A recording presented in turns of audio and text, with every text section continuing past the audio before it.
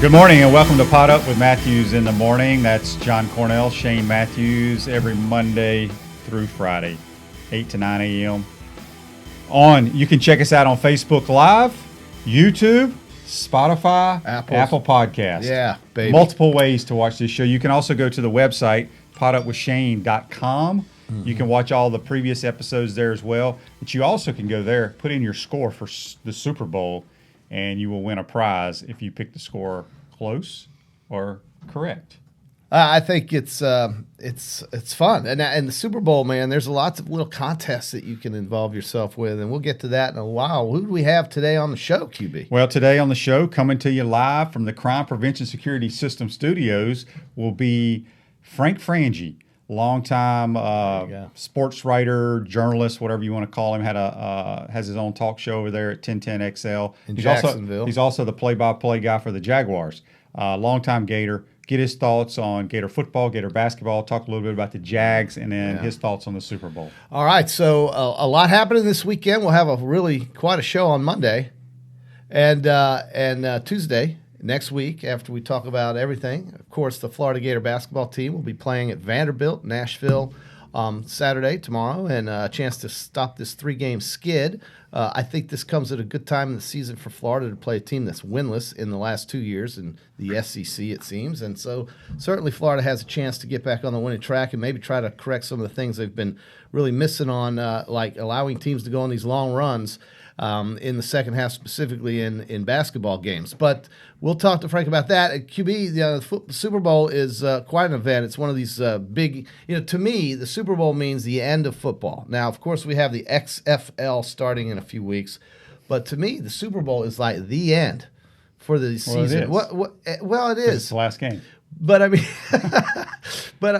you have this XFL crap coming. Right. But the NFL, this is it. Football, college is over. College football, and so to me, it's kind of a bittersweet day. I always look forward to it, and then come game time, sometimes it's a real dud. Like last year's game was a dud, and my team was in it.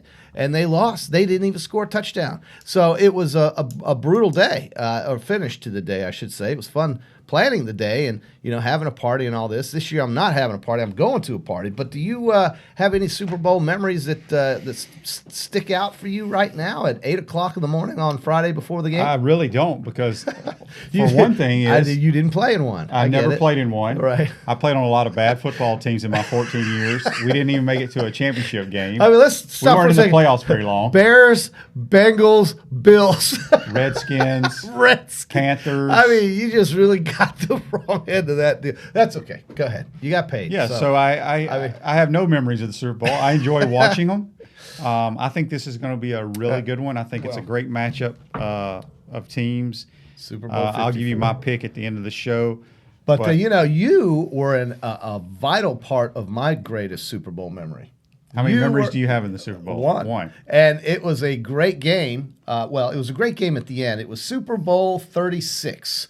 And it was in 2000. The date was actually February of 2002, but it was considered the 2001 Super Bowl for that season, of course. And the Rams played the Patriots, and this was when Tom Brady's career really got started, so to speak, because it was his first Super Bowl.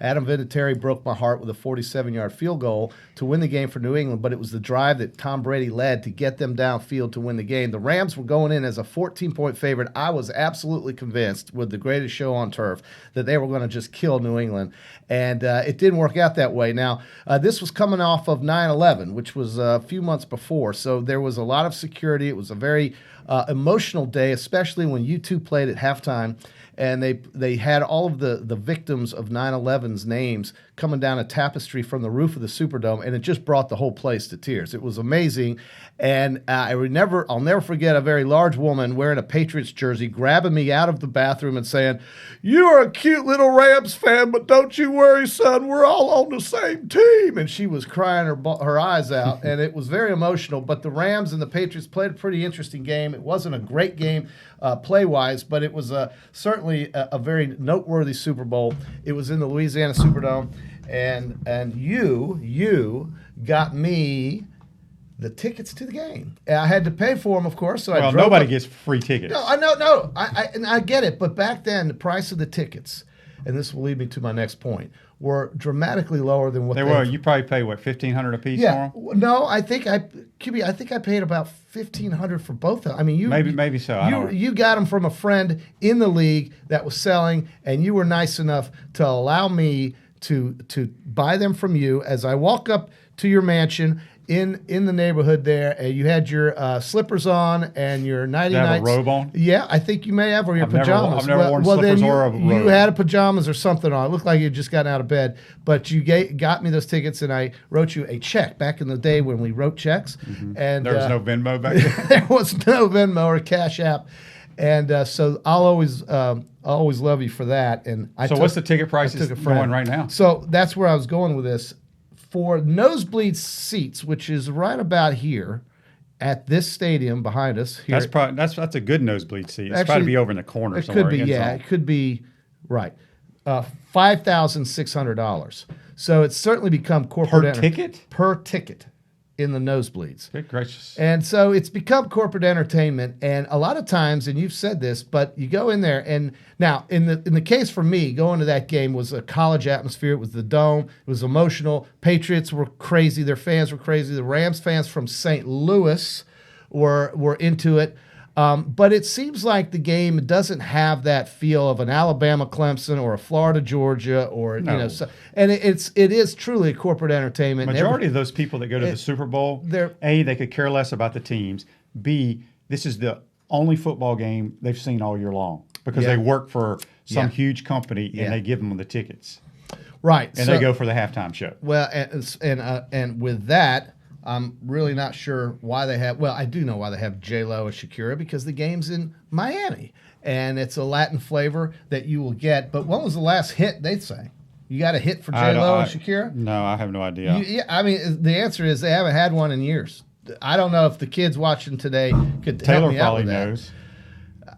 You know, Taylor? What was the last hit that Shakira had?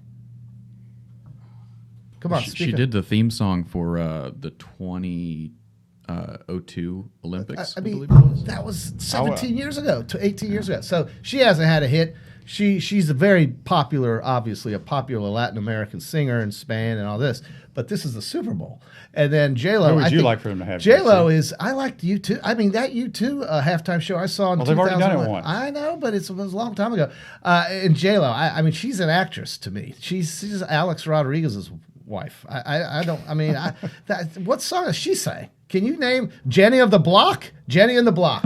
That's the one. That's the one I know. Jenny on the Block. I've never heard that one either, so I don't know any of their You songs. don't listen to anything but the same old stuff. But I'm a little bit more culturally diversified with my tastes. Yes, Okay. I can spin it around a little bit better than you, who can come in here and tell me who the country music channels, what was on last night. It's great, but anyway. So, anyway.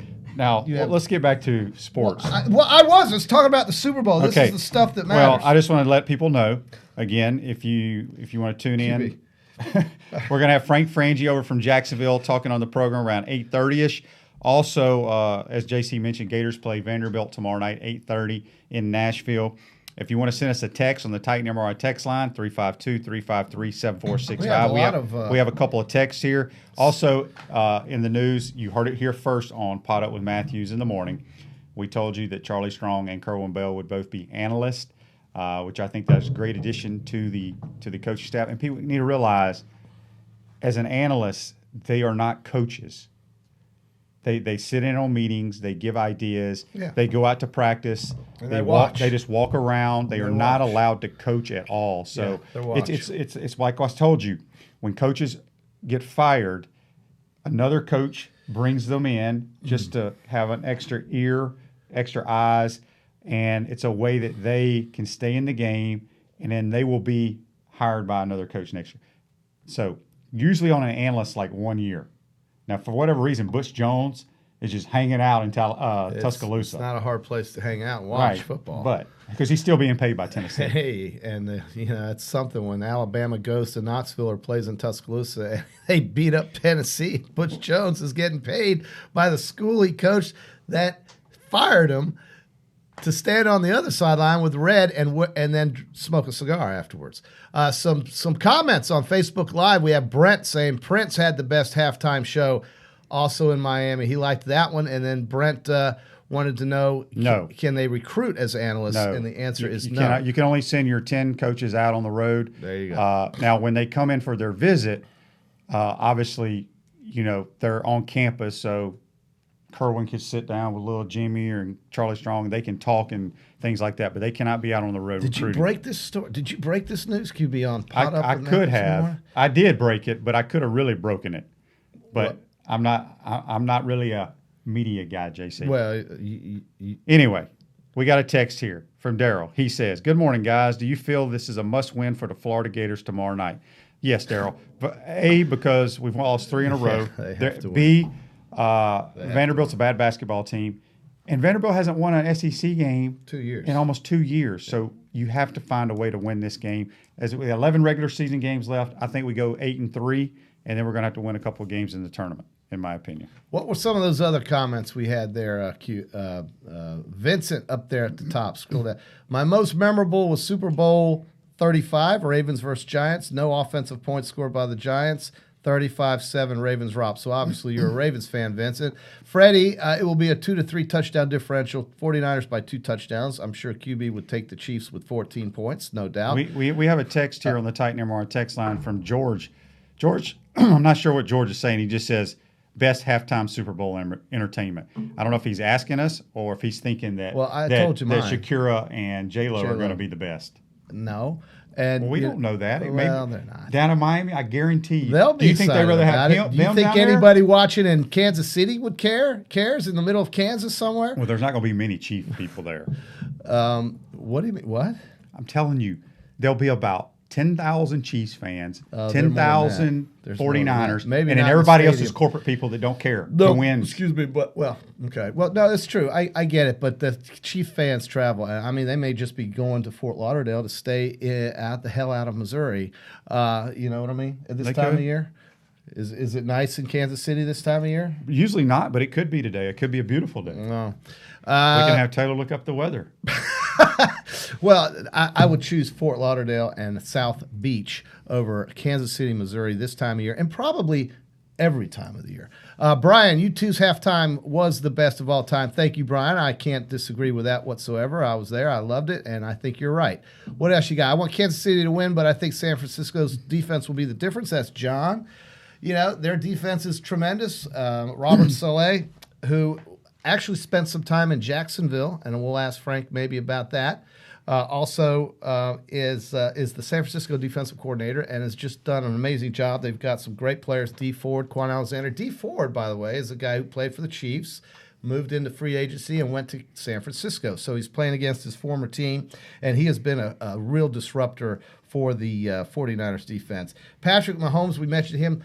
I think he's played 30-some-odd games, 35 games, probably the best 35 games ever of any quarterback who started and played 35 games to begin his career. And I don't think you can match what he's done. And he ain't going to slow down. And I wouldn't think so, no. Andy Reid's going to be there for him, and the team is going to have offensive talent. There is some free agency issues. That's the league, the NFL is built on parity. It tries to be. And so, you look at the 49ers, a team that won 4 games last year, albeit with a lot of injuries, but here they are playing in the Super Bowl. You look at teams that, except in the AFC East for some reason, they can't ever get it right over in that division because it's always New England, right? But for the rest of the league, and I think really what the point is that they want to build parity in the NFL, and that's what the draft does, and that's hopefully what we'll see, and that's why we see different teams in the Super Bowl. The Chiefs haven't been in 50 years, certainly, but the 49ers have had in their world a drought, a Super Bowl drought. They are one of the 4 or 5 teams that have won the most Super Bowls, and it is top-heavy when you look at New England, you look at Dallas, you look at Pittsburgh, you look at San Francisco. Mm-hmm. Those are the teams with the most wins. Everyone else, like Detroit, Cincinnati, Seattle, Los Angeles even, not much production in the Super Bowl. So maybe that'll change with Kansas City coming and breaking a 50-year drought. I'm rooting for them. I want them to win. But if I had to pick it, and I did, I went with Niners. All right. We're going to take our first time out here on Pot Up with Matthews in the morning. When we come back, we'll take more of your text, your comments, your calls, and JC's opinions on halftime shows. We'll be right back. Time out! Time out! Hey! Time out! Time out! Time out! There we go. Good. We want to take this moment to thank all our sponsors who keep the show going and pay the bills. Let's give them something to cheer for now. Our Gridiron sponsors are Crime Prevention Security, small enough to serve you, large enough to care. Gators Dockside, wings, ribs, seafood, and beer. Bob in trouble, gets rid of it. Oh, big hit. Titan MRI, Gainesville's only locally owned and operated MRI facility.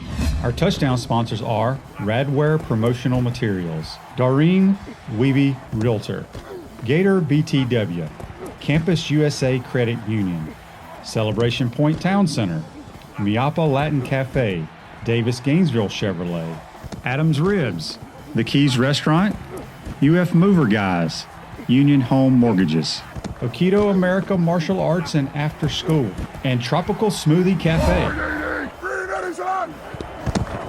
If you are interested in promoting your business on the show, you can visit our website, potupwithshane.com, and click on the advertise button or call Freddie Weeby at 352-284-3733. Again, thank you for all the great businesses that support the show. Please remember, if you like what we are doing here, thank our sponsors and support the businesses that support us. Still looking. He's going for the end zone. He's got a touchdown!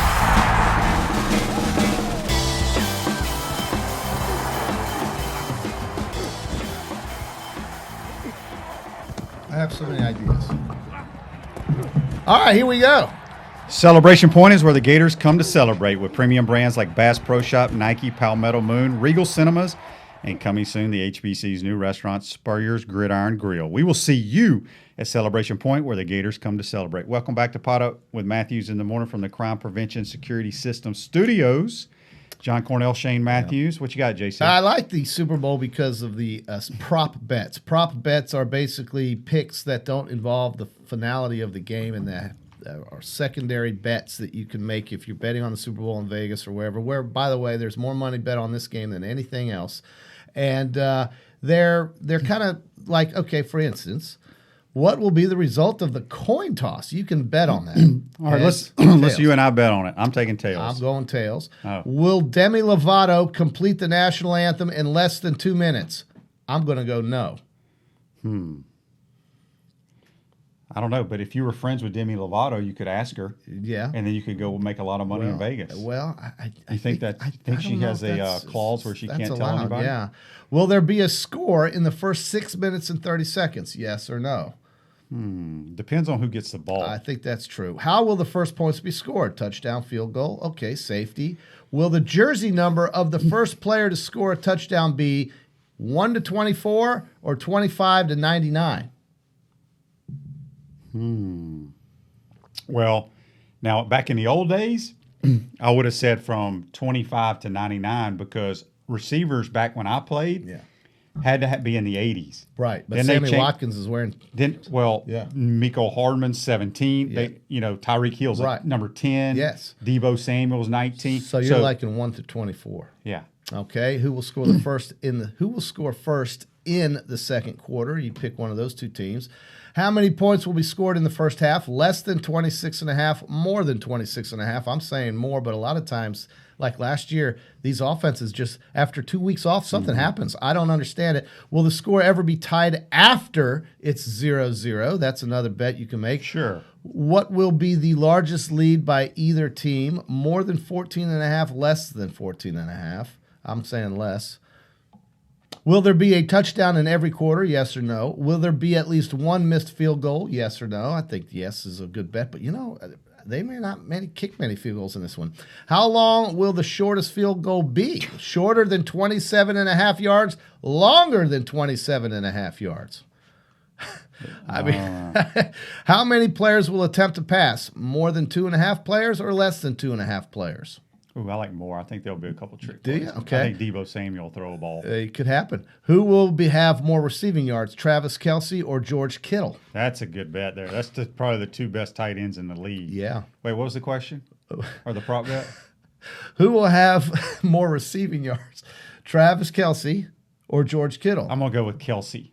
Okay, yeah, because, Pat's thrown it to him, and George might be blocking or they may be running the ball. Will Jimmy G attempt at least 29.5 passes, 29.5? No. So will Patrick Mahomes? Do you think he's going to have that many attempts? Now let me make. I do not, but let me. Of course, it does. I think depend on how the game goes. KC jumps out to a 14-0 lead or 10-0 lead, sure. But see, that's what you're betting, and so a lot of these prop bets. One of the things that you have to keep in mind is that heads or tails is a 50-50 bet, so that would be considered an even money bet. But that bet that we just talked about, Jimmy G attempting at least 29.5 passes, may seem obvious or not, and so you can take odds with one of those two answers, and it doesn't have that here on this sheet that I'm looking at. But what that could mean is that you may have to lay 2-1 to win your bet, or you may get 2-1 odds if you take a certain side of the bet. Keep that in mind. Will Patrick Mahomes gain at least 30.5 rushing yards, QB? Yes. Okay, that's a yes. How long will the game's longest touchdown be? More than 47.5 yards? Less than 47.5 yards? More, so you're looking at a long pass. Will there be or a long run, perhaps? Will there be a defensive or special teams touchdown, QB? No. We have 4 more here. Which team? You like this list I compiled? I love it. Which team will score last? Okay. The team that's probably losing. Yeah. Will the total points scored be odd or even? That's a 50-50. That's right. So it's a coin flip. Which team will win the game, of course? Well, let's see. My score is an even score. Your score is an even score. So there you go. You would take that. And then total score by both teams. Those are just some of the examples that I have for your prop bets. There are many more than that, but I thought I'd give you a sample or a taste of what that means. Prop bets are very popular with the non-athletically inclined who think they can get an edge on making some money because they just know that there's going to be a touchdown pass or play that extends 47.5 yards. It just has to happen, right? And a lot of times you take that side and you may have to give up some odds or you could take the other side, of course, and get odds. John says, what are you guys putting the odds on Mike White being the coach at Florida next year as he changes subjects to basketball again? I think the odds are 1,000% that he will be the coach at Florida next year. The simple fact of the matter is, folks, is that the school is not going to pay out this kind of money, the kind of money that his contract would command for them to ask him to leave when he is really working. Look, he is not doing a poor job. I think people forget.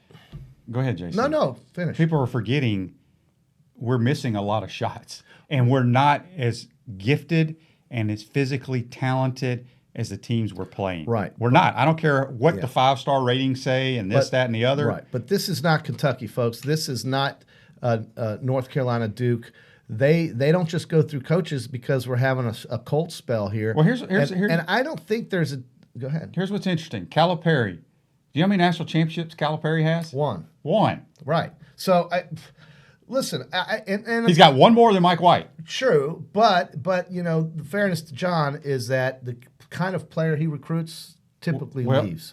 That's true, and, but do you think Kentucky cares? No. Do you think the fan base cares if one guy's one and done? Right, and they reload, and I get all that, but let's just think about this. If they were forced to play 2 or 3 years in college basketball, still no guarantee they're going to win more than one. No, but I can tell you right now that Kentucky team with Anthony Davis probably would have won a bunch. And Florida, had Bradley Beal, and he's an NBA star, and they could have kept him, let's say, and really had a great year coming after that year he played here because they were pretty good that year too. So I think Mike White is safe, and I don't think that if he doesn't make the NCAA tournament, they will buy him out. I don't think that's going to be the case. And so I think it's basically economic, and it's also decent because you've got a guy who's been here how many years? This is his 5th year. 5th year. And they sign him to an extension. And typically, unless it is really going bad or there's cause or there's a reason that he has to go, I mean, like Jim McElwain had to go when he brought up that lie about being threatened with death threats, okay? That was a lie. He had to go. Scott Strickland used the excuse to push him out of there and get his own guy in. Good. That's not going to happen with Mike White, I wouldn't think. So I think that Mike White is here for at least 2 to 5 more years and maybe longer. I don't think it's going to be shorter than 2, though. No, I agree. I mean, as you mentioned, we're not a blue blood in basketball, and I think sometimes. And they're not going to pay $7 million to go find another coach to give another $7 million No, to. it's That's just, they're not doing that. again, in my opinion, because I look at it from both sides as the athlete and as the coach.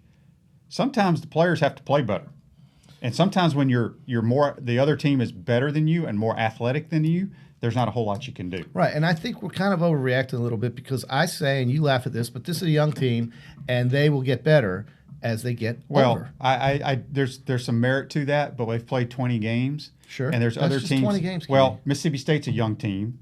LSU's got a lot of young players. Everybody has young players. Nick Weatherspoon, what year is he? It's like his second year. No, he's been there longer than 2 years. His brother was there. Well, I get it. Q was there, but Mississippi State is 13-7. I know they're one game better than Florida. They've played 20 games. They may play Florida in the SEC tournament and get blown out like they were in the first half. They could. Know. I mean, and then all of a sudden my everybody point is when you better. look at from a physical standpoint and from an athletic standpoint, I'd love for somebody to Facebook Live us, call the show, text us. If you think we are as physically and talented as LSU, Baylor, I think it's and obvious Mississippi State. It's pretty obvious. Maybe I'm blind. Maybe I need glasses. You're not blind. You do watch the game on TV, and I don't think you're blind. But when you go and you see them on the court in person, there is a noticeable difference. There was, at least in the last two teams that came to the O'Connell. And I'm not saying just from Exact Tech Arena. I'm not saying just from looking at their body types. I'm talking about when they start moving and jumping. Well, that has a lot to do with their body types. Not necessarily, because you can be a real skinny dude and really be athletic. Did you see the way Baylor rebounded on the offensive glass? Right, That had a lot to do with who they were and the size they had. I mean, all right, we're going to take our. You don't think that's true? I mean, Baylor came in there and just pushed them around. Well, so did Mississippi State. Mississippi State's a lot longer that has something and more to do with body athletic, type. and LSU. Okay. All right. Well, I get it. So anyway, good. we're going to take our next time out here on Another Pot time Up out already? Yes, we're going to have Frank Frangie from 1010XL play-by-play of the Jaguars when we come back. Time out! Time out! Hey! Time out! Time out! Time out! There we go. Good. We want to take this moment to thank all our sponsors who keep the show going and pay the bills. Let's give them something to cheer for now. Our Gridiron sponsors are Crime Prevention Security, small enough to serve you, large enough to care. Gators Dockside, wings, ribs, seafood, and beer. Bob in trouble, gets rid of it. Oh, big hit. Titan MRI, Gainesville's only locally owned and operated MRI facility. Our touchdown sponsors are Radware Promotional Materials, Doreen Weeby Realtor, Gator BTW, Campus USA Credit Union, Celebration Point Town Center, Miapa Latin Cafe, Davis Gainesville Chevrolet, Adams Ribs, The Keys Restaurant, UF Mover Guys, Union Home Mortgages, Okido America Martial Arts and After School, and Tropical Smoothie Cafe. If you are interested in promoting your business on the show, you can visit our website, potupwithshane.com, and click on the advertise button or call Freddie Weeby at 352-284-3733. Again, thank you for all the great businesses that support the show. Please remember, if you like what we are doing here, thank our sponsors and support the businesses that support us. Still looking. He's going for the end zone. He's got a touchdown.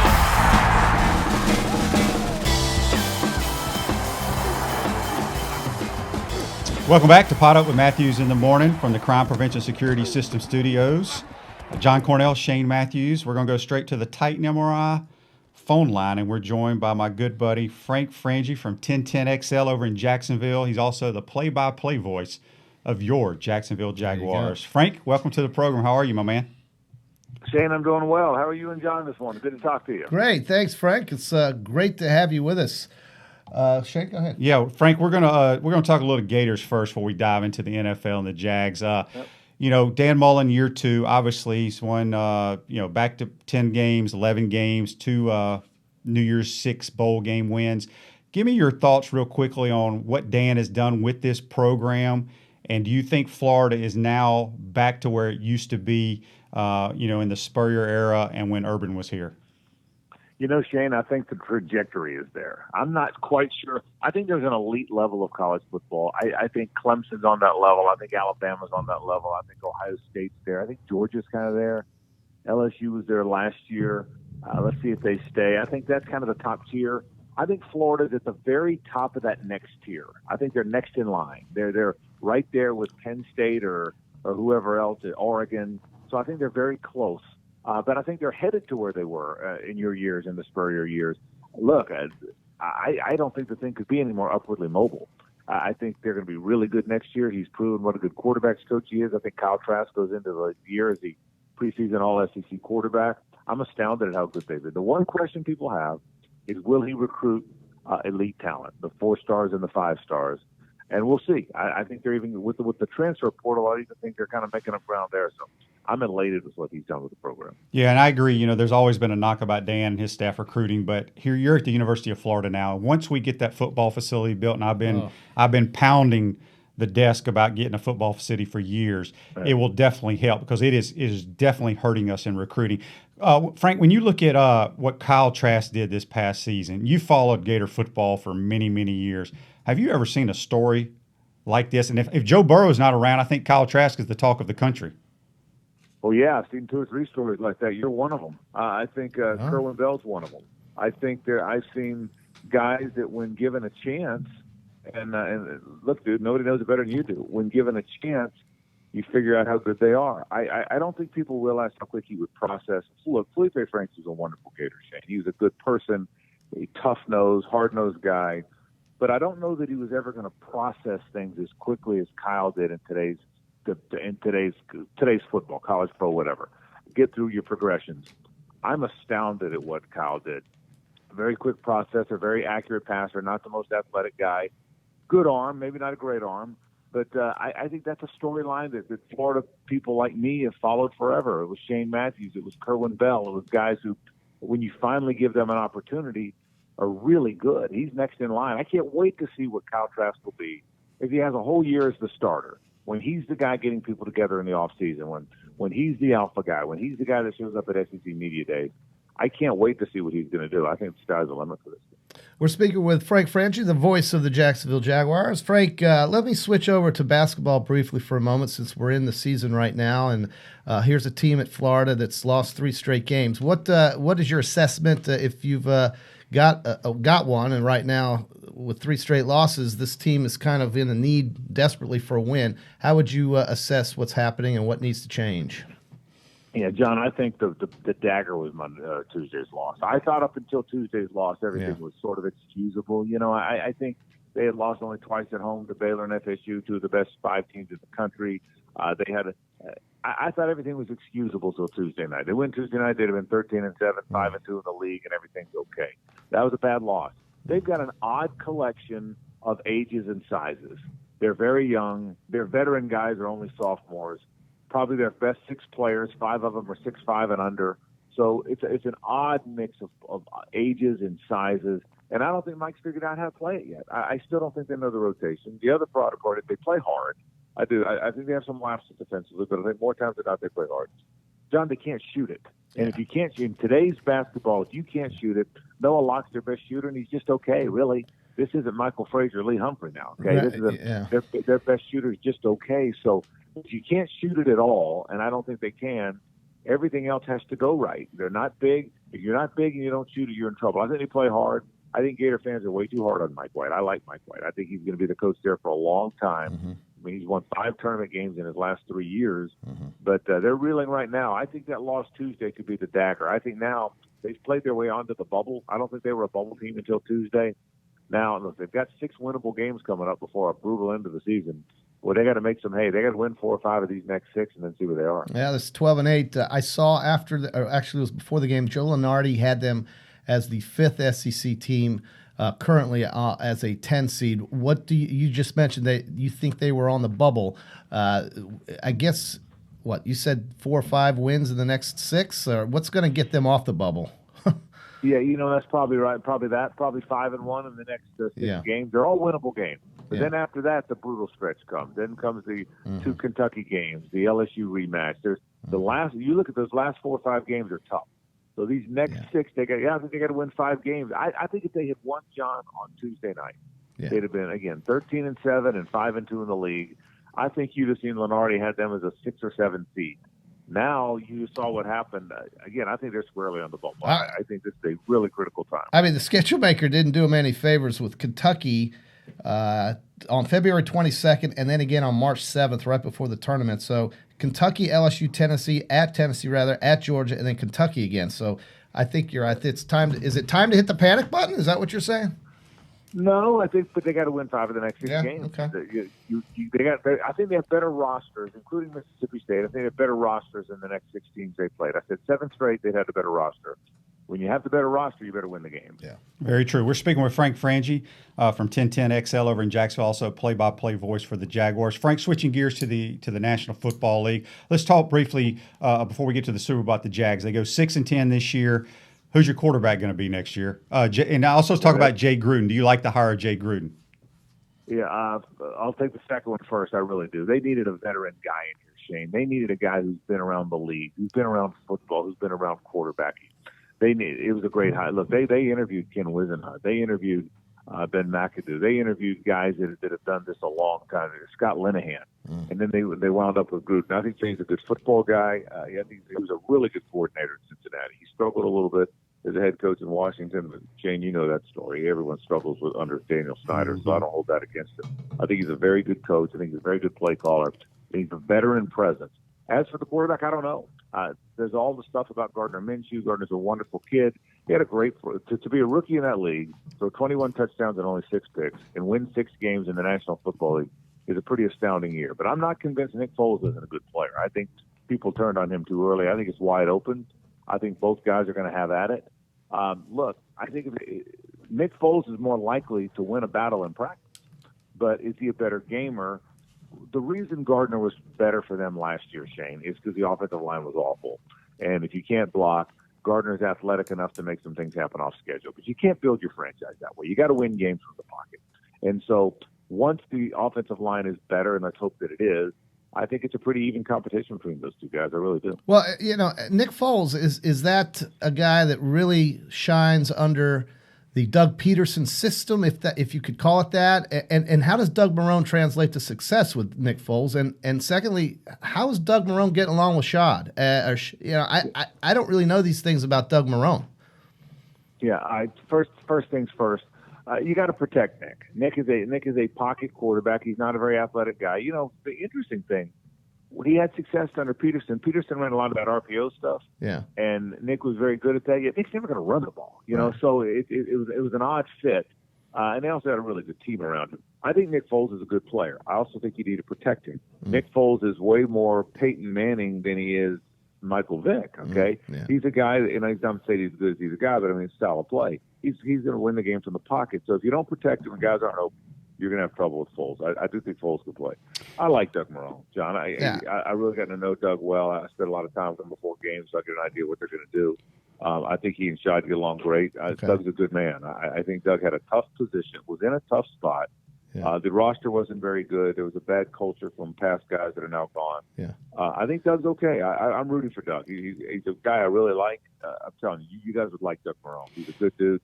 And I'm rooting for him, and that's why it's one of the reasons here. Shad trusts he and Dave Caldwell, but I think Shad's made it pretty clear. This is it now. This is it. They can't struggle again this year. Yeah. It could be one more year for those guys. I think they believe that too. Frank, two main components of the Jaguars SEC players, Leonard Fournette and Josh Allen. Kind of assess how they have played the last couple of years. And do you think with Fournette, I mean, there was so much hype him coming out of LSU, but it seems like the game in the National Football League is changing away from the big back. Now, we know what Derrick Henry did this year, but all these other teams have these little scat-type backs. How do you see Jay Gruden using Leonard Fournette? And talk a little bit about Josh Allen, how he performed in his rookie season. Yeah, I'll take Fournette first, Shane. Leonard's a good player. If you're a good player, you're a good player. I don't think style of play matters. I think if you're a little scat back and you're good, you're going to be good. If you're a big physical runner like Derrick Henry and you're good, you're going to be good. Leonard had a terrific year this year without much help. He had to grow up a little bit. He had a great year in 2017. Then he probably didn't do as good a job of keeping himself in shape. He was a little bit immature. He wasn't a very good locker room presence 2 years ago, and I think everybody knew that. And I think Leonard did that. He went in the offseason, went to Wyoming and trained with his personal trainer, strength guy from LSU, got himself in great shape, and he had a terrific year. He became more of a leader in that locker room. On a very bad team, he was really good. And so I think there's one more year with Leonard. Then they'll see what they do at the end of the year. But I expect him to have a pretty good year. And I think much like they did last year, I think Jay Gruden's going to use him a lot. He's become a very good pass catcher. He's not a guy you take out of the game on third down anymore. I think he's a very good player. Shane, this guy Josh Allen, he could be generational now, bro. I mean, he is really good. See, Ngakwe's their other end, but Ngakwe's 240, and he hurts him against the run. I mean, a 330-pound tackle gets his hands on Ngakwe. Yannick's a good player, but he's done. Josh Allen's 265 now. Okay, he could be a 3-4 outside backer. He could be a 4-3 end. He's tough. He's got a will to win. He's gotten very close to Calais Campbell, who's been sort of his mentor. Keep an eye on Josh Allen. He might be one of the best Jaguars we've ever had around here. I know he's only been here 1 year, but man, he's got the software. He's got the hardware. He can be a really good player. Frank, we're going to switch over to the Super Bowl. Chiefs, 49ers. I think the Jags played the Chiefs in Week 1, lost 40-26. So you've seen them in person. Have you seen in all your years watching NFL a guy as talented and a guy that makes the plays like Patrick Mahomes? You know what, Shane? I haven't. He threw for 397 that day. He has got John Elway's arm, and he's got the legs of a Russell Wilson. Yeah. That's what you don't see in this league very often. The Elway arms don't come around very often. No. I mean that's generational. The guy Burt Jones from the Colts way back in the day, Elway for sure. That whippy lightning quick delivery and the way the ball comes out. There's not many guys who throw the ball like that. Yet he's also athletic. He's a great player. As for the game, though, gosh, isn't it one of the hardest games to pick yes. ever in the Super Bowl? It really is. I mean, it's a hard one to pick. I've gone back. If you ask me right now, I think Kansas City's going to win. Call me in an hour, and I might not. Right. So, That's right. but it's a tough game to pick. But I'm going to pick Kansas City because I think they can get it into a track meet. And if you get it into a track meet, I'm not sure San Francisco, even though they got a great defense, I don't know if they can keep up. But it's going to be a heck of a game. I can't wait. The anticipation, Frank, though, it's so many times during the Super Bowl, hasn't it seemed sometimes that when you anticipate something to this extent, and then it turns out to be a dud like last year. And, I thought the Rams were going to be really a team to entertain us, and they didn't even score a touchdown. But I don't think we're going to have that problem with this game. What would you say about Kyle Shanahan, with his age right now? What did he learn in that Super Bowl where they were up 28-3 against New England? What are some of the things that you think he'll do differently, if anything, to try to win this game in his second try? Well, number one, run it. Yeah. John, that's what he learned. Right. 28-3, run it is what he learned in that game. I think everybody knows that. I think Kyle would tell you that. Oh. He's going to be a really good young coach. Yeah. I think the interesting thing is he wants to build a passing team. I think that he's got a running team. I mean, did you ever think you'd see the day that someone would win an NFC Championship game by throwing 8 passes? And I never thought I'd see an undrafted running back run for 220 yards. And 4 touchdowns. Yeah. Yeah. I think Kyle Shanahan's going to be very good. The big question we have around here is how good Garoppolo going to be? Is he going to be sort of a game manager, which is the phrase that all the quarterbacks hate? Mm-hmm. Can he keep up in a track meet? I don't think they can win a 41-38 Super Bowl against the Chiefs. I don't think they can win it. I think they've got to win a 27-23 Super Bowl. The Chiefs want to get it into the 30s and the 40s. But no, I think Shanahan's going to be very good. That's all. Look, one thing I've learned from all these, Sean McVay, whose football family is royalty, and Shanahan, whose dad is royalty. People have a negative feeling about the whole nepotism thing, that this guy got a chance because of his name. But you know what I do think? I really believe this. I believe when you're raised in a football family, Shane, you know this, your dad was a coach the whole time. When you're raised in a football family, you understand the culture. You understand relationships between coaches and players. I think Shanahan's going to be great. I think he gets all that. I think he's going to be really good. I really do. I do too. Last thing for you, Frank, we got a text here on the Titan MRI text line for you. Joe says, Frank, do you think the Gators can make the 14 playoff next year? I do. I think they're. I think they do. I'm not sure. Will I predict it? We'll see. But yeah, I think they're built for that now. I think Todd Grantham's a very good coordinator. To the question, Shane, I think they're going to be very good defensively. I can't find areas that I'm concerned with. The linebackers, there's a lot of guys. There's Miller and there's Houston and there's Brunson and Amari Burney, I think, might be the best of the group that haven't done much. That may be an area of concern. They're going to have to play some young corners, obviously, although I thought Kyer Elam was great this year. But other than that, I can't find weak areas. I think the offense is going to be off the chart. They return a quarterback. I think they understand the winning culture now. I think they understand what it takes to beat a team like Georgia. That's the frustrating one. Yes, I think they're absolutely a team. When all the projections come out this year, people are going to pick Clemson and Ohio State first and second because they got the quarterbacks back. Everyone's going to love Alabama and Georgia because they got all the 5 stars. But I think Florida's going to be that next group, and Florida will be a sleeper pick to make the playoffs from a lot of people. So I absolutely think they can get there. I agree with you. Well, Frank, appreciate you joining the program, man. Enjoy the Super Bowl, and we'll talk to you soon. Thank you, Frank. All right, fellas. Thanks for having me on. Take care. That's Frank Frangie from 1010XL over in Jacksonville. Also the play-by-play voice for the Jaguars. If you want to check him out on Twitter, it's at Frank_Frangie. And he's been doing sports a long time. I do recall, and I remember him from back in the 90s. He really is better at that play-by-play to me, listening, than the first guy they had that he replaced. And what I like about him is that he replays the down and distance. He talks about this.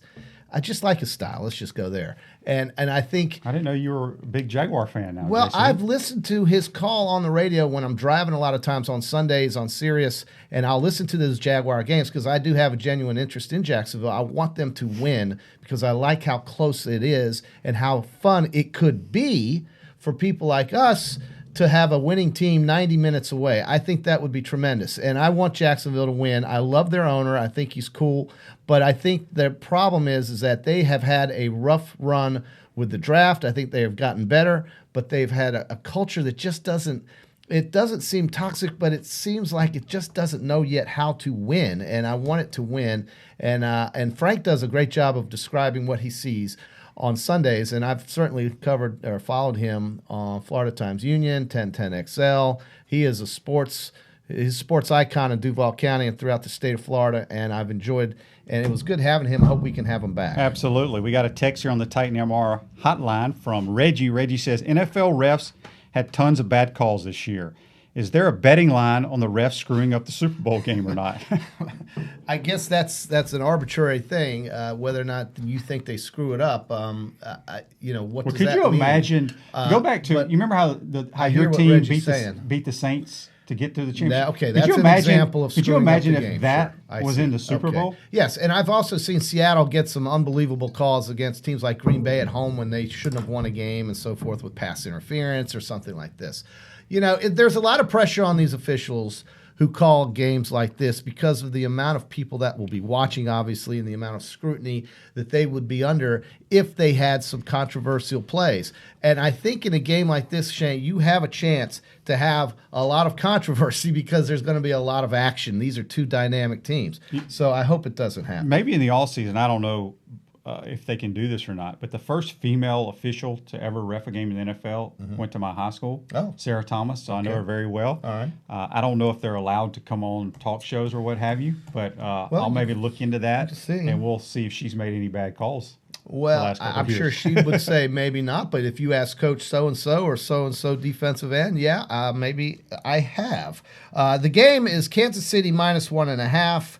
If you don't want to play the spread, you can do what is called a money line bet. And if you take the Chiefs, you have to lay $128 to win 100. And if you take the 49ers, you can bet 100 and win 112.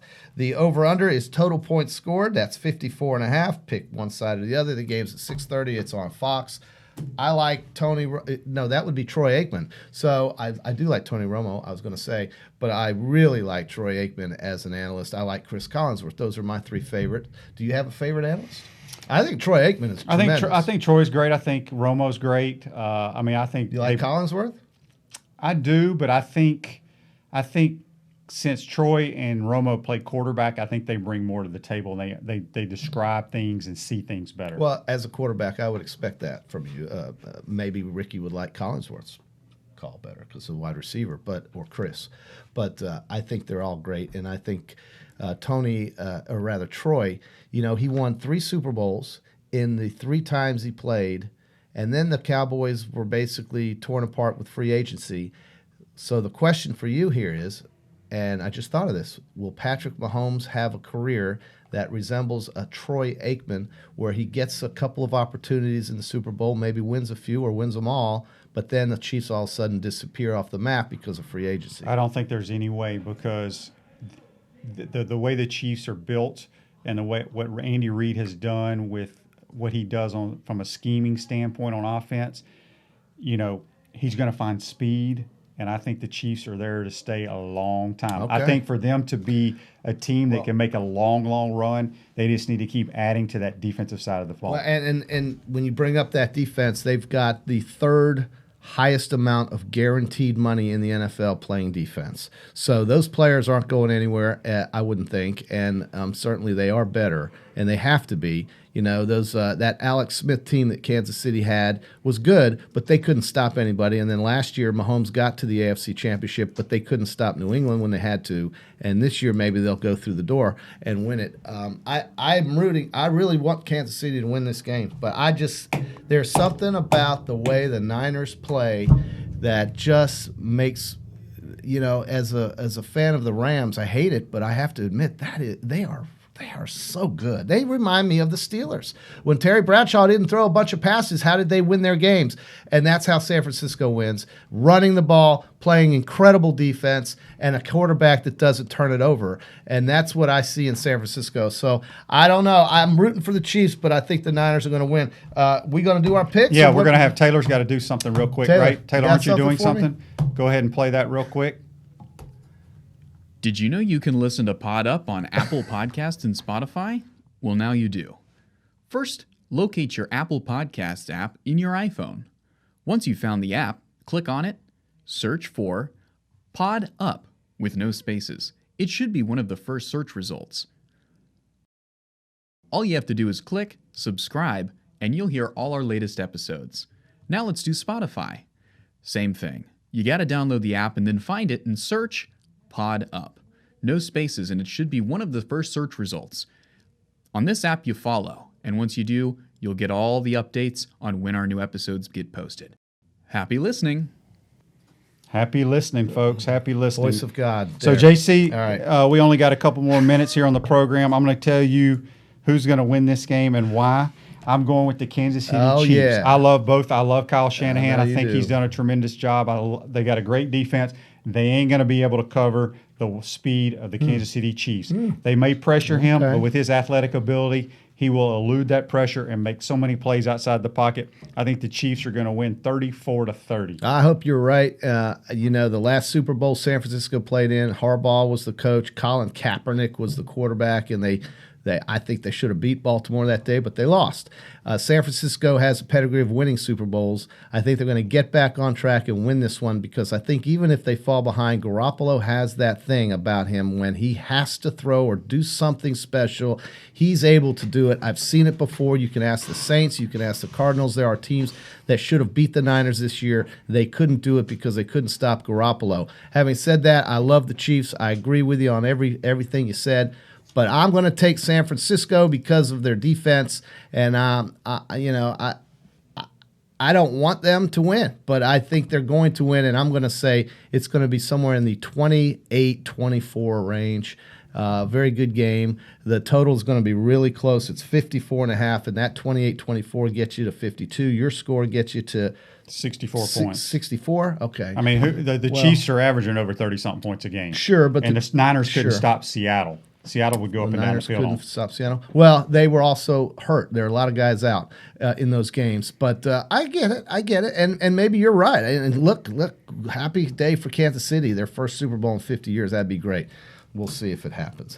Basketball, we got Florida Vanderbilt. Got to win that game. Absolutely. Today's show is a wrap brought to you by WrapSpot. A vehicle wrap from WrapSpot will give your business years of brand recognition and increased sales. Call WrapSpot today. We'll be back. Enjoy the Super Bowl. Yep.